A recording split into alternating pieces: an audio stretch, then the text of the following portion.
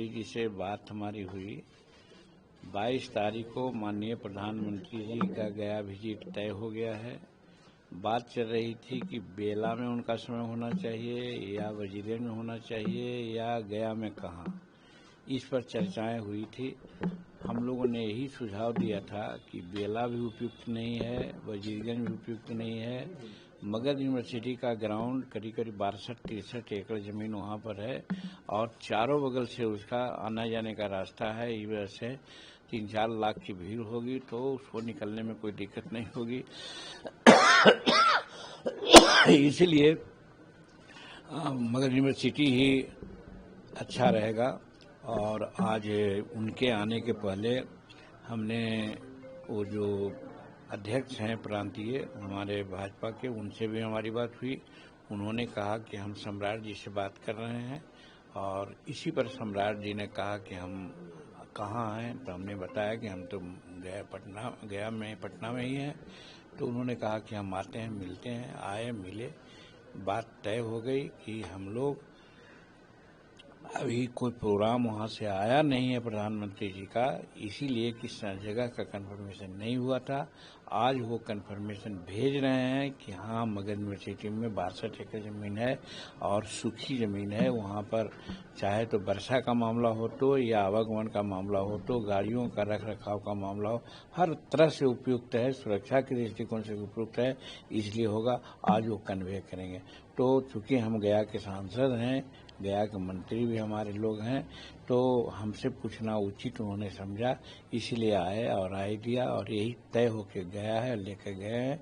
आज वो पीएमओ में अपना कन्वे कर देंगे, इसीलिए आए। सर, एनडीए में सब कुछ एकजुट है, जिस तरीके से खबरें भी आ रही थी कि एनडीए में सीट शेयरिंग अभी तक नहीं है, कब तक सीट शेयरिंग हो जाएगी?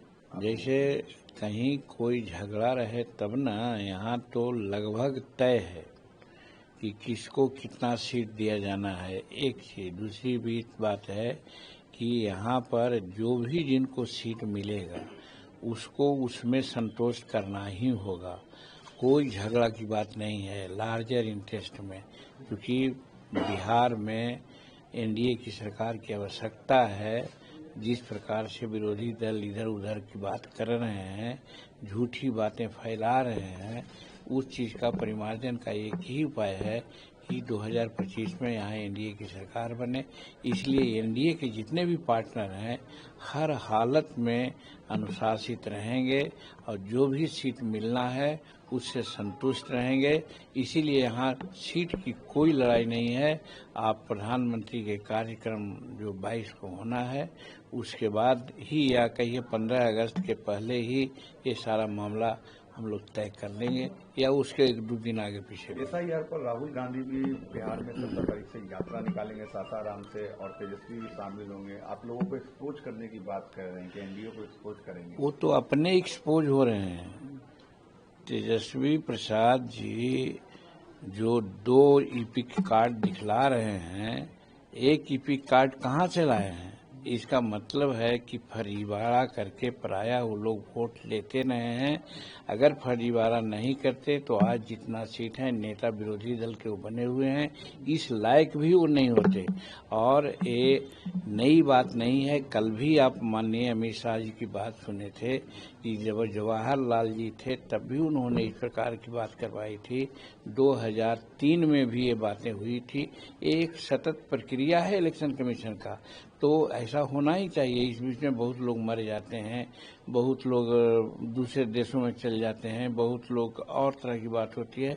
तो रैशनलाइज जिसको कहा जाता है, शुद्धिकरण जिसको कहा जाता है, उसके लिए वोटर लिस्ट को शुद्धिकरण करने के लिए आवश्यक है जो किया जा रहा है। न इसी का किसी का नाम कटेगा और न किसी का नाम ऐसा जो अननेसेसरी है जुटेगा। लेकिन हाँ, जो भारत में जन्मा है, संविधान हमारा कहता है कि वही यहाँ का नागरिक होगा। और भारत में अगर जन्मा नहीं है और वोटर लिस्ट में नाम है, उसका नाम कटेगा, निश्चित कटेगा।